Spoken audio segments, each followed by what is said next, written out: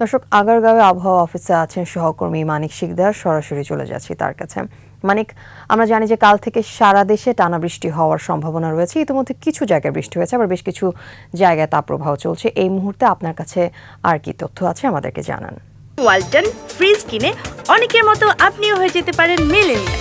সেরা পণ্যের সেরা অফার। আফিফা, আপনি জানেন যে ইতিহাসের এখন পর্যন্ত আবহাওয়া অফিসের যে ৭৬ বছরের যে রেকর্ড, সেই রেকর্ড অনুযায়ী এবারে যে তাপপ্রবাহ ছিল, মাসব্যাপী তাপপ্রবাহ, সেটা কিন্তু অতিক্রম করে এই মুহূর্তে কিছুটা স্বস্তির সুবাতাস দিচ্ছে আবহাওয়া অফিস। আমরা দেখেছি যে গতকালকে আমাদের আবহাওয়া অফিস থেকে জানানো হয়েছে এবং আজও যেটা আমাদের বলা হয়েছে যে চলমান যে তাপপ্রবাহ সেটা কিন্তু এক অবসানের পথে।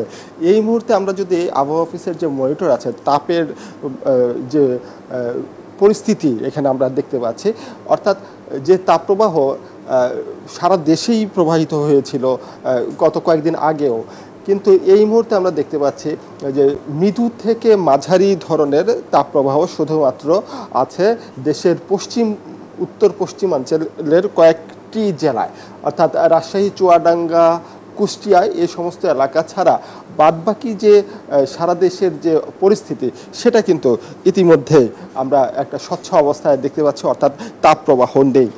যদি বৃষ্টির কথা আমরা জানাতে চাই, আজকের যে চিত্র, অর্থাৎ আজকে সারা দেশেই কিন্তু একটা বৃষ্টির সম্ভাবনার কথা বলছে আবহাওয়া অফিস, এবং এর ভিতরে আমরা দেখতে পাচ্ছি সিলেট, চট্টগ্রাম, চাঁদপুর, কুমিল্লা, নোয়াখালী সহ এই সমস্ত যে জেলাগুলো আছে, অর্থাৎ পূর্বাঞ্চলের যে জেলাগুলো আছে, সেই জেলাগুলোতে মোটামুটি ২০ মিলিমিটারের অধিক বৃষ্টিপাতের একটা সম্ভাবনার কথা বলা হচ্ছে। এছাড়া ঢাকাসহ মধ্যাঞ্চল, দক্ষিণাঞ্চলের জেলাগুলোতেও বৃষ্টির সম্ভাবনা দেখা যাচ্ছে। শুধুমাত্র আমরা দেখতে পাচ্ছি রাজশাহী, রংপুরে কয়েকটি জেলার বৃষ্টির এখনও সেরকম সুবাতাস দেখা যাচ্ছে না।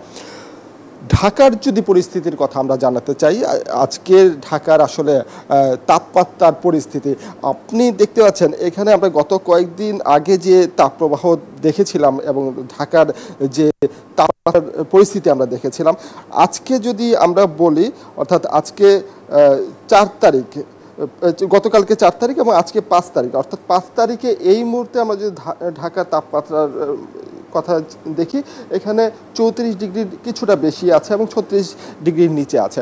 আফিফা, আপনি জানেন যে ৩৬ ডিগ্রি থেকে ৩৮ ডিগ্রি পর্যন্ত যদি তাপপ্রবাহ বয়ে যায় তাহলে সেটাকে মৃদু তাপপ্রবাহ বলা হয়। ৩৮ থেকে যদি ৪০ হয় সেটা মাঝারি, ৪০ থেকে ৪২ তীব্র, এবং ৪২-এর অতিরিক্ত যদি তাপমাত্রা থাকে সেটা অতি তীব্র তাপপ্রবাহ বলা হচ্ছে।